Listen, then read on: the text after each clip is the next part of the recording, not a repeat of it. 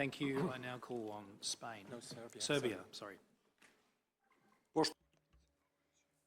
Honorable Chairman, Director General Dr. Tedraus, distinguished colleagues, at the outset, I would like to express my deepest appreciation to the WHO member states for their trust in electing Serbia to the Executive Board.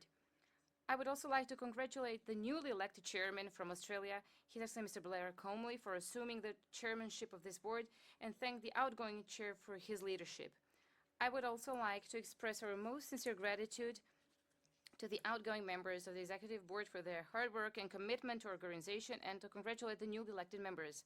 Mr. Chairman, Chair Serbia congratulates WHO Secretariat for successfully hosting the 78th WHA and welcomes the historic adoption of the WHO Pandemic Agreement, one of the most significant achievements in the history of WHO and global health.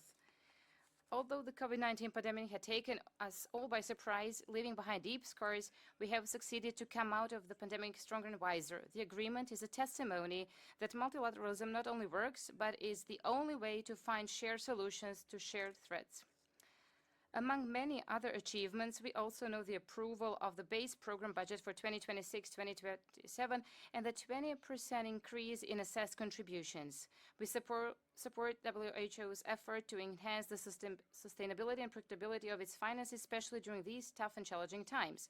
We also look favorably on the Regional Director of Europe's statement during last week's Euro briefings, where he clearly stated that the WHO Secretariat remains committed to implement the strategic realignment in accordance with the outcomes of the prioritization exercise, mindful of the importance of transparency and regular reporting in line with recent PBEC guidance. We believe that it is important that the organization emerges from this crisis stronger, more improved, and more independent. We appreciate the valuable work on governance reform undertaken to date, including by the Agile Member States Task Group, and we are committed to actively supporting this agenda under the leadership of the EB Chair and in collaboration with EB colleagues, taking into account advances in participatory governance in our region. Chair, in time of geopolitical tension and rising inequalities, it is our shared responsibility to preserve and strengthen the central role of the WHO as a platform for cooperation, solidarity, and coordination in global health. For this reason, we regret having witnessed a member of voting during last week's assembly. We need dialogue and consensus and less politicization and polarization in the health area.